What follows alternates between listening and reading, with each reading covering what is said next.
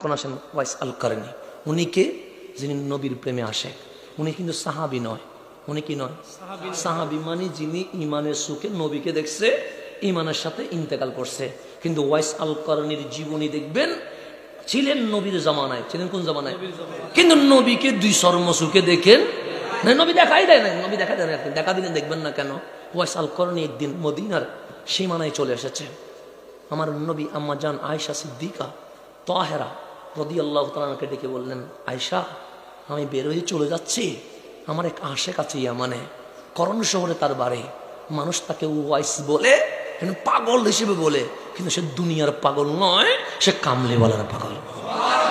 সে আমাকে দেখার জন্য অলরেডি মদিনার বর্ডারে চলে আসছে। কিন্তু আমি নবী দেখা দিব না, চলে গেলাম। রাসূল চলে গেছেন। নবীরে, আপনি অন্য কোনো মেহমান আসলে এগায়া নিয়ে আসেন। এগায়া আনার নবী সুন্নত, আমার রসুলের সুন্নত। এগায়া আনা, কেউ ইয়েমেন থেকে আসছে, কেউ সিরিয়া থেকে আসছে, কেউ মিশর থেকে আসছে, আমার রসুল চলে যেতেন এগায়া আনার জন্য। আবার মেহমানকে বিদায় দিতেন কিছু দূর হাঁটিয়া। রসুলের সুন্নত, এগায়াও দিতে হয়, আবার কিছু দূর দিয়েও আসতে হয়, রসুলের সুন্নত। তো আমার নবীকে আম্মা জান আয়েশা বলেন, নবীরে মেহমান আসলে আপনি এগায়া নিয়ে আসেন। আজকে আপনি জানেন ওয়াইস আল কারনি আসতেছে, আপনি চলে যাচ্ছেন কেন? আমার নবীর সঙ্গে দেখা দিব না কেন? সে আমার হাকিকত জেনে গেছে।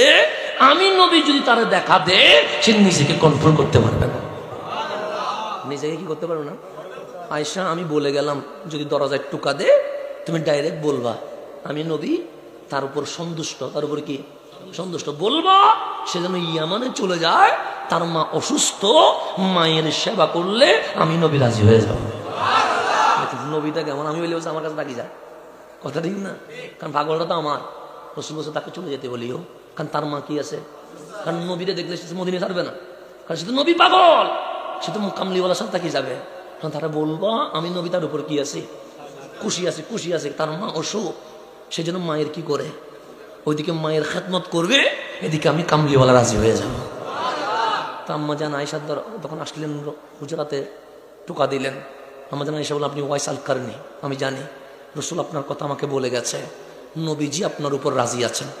নবীজি আপনার উপর কি আছেন? আপনি ঘরে চলে যান, মা অসুস্থ, মায়ের সেবা করলে কামলিওয়ালা আপনার উপর রাজি হয়ে যাবে। এখন ওয়াইস আল কারনি পুরা জিন্দেগি মায়ের সেবায় কাটাই দিয়েছে, কেন রসুল বলেছেন। আর এক মুহূর্তে, এক মিনিট দাঁড়ায় নাই, চলে গেছে ইয়ামানে। মা থেকে অনুমতি নিয়ে আসছিলেন। মা বললেন, বাবা কামলিওয়ালারে দেখেছ? হাসান, দেখি নাই। কেন?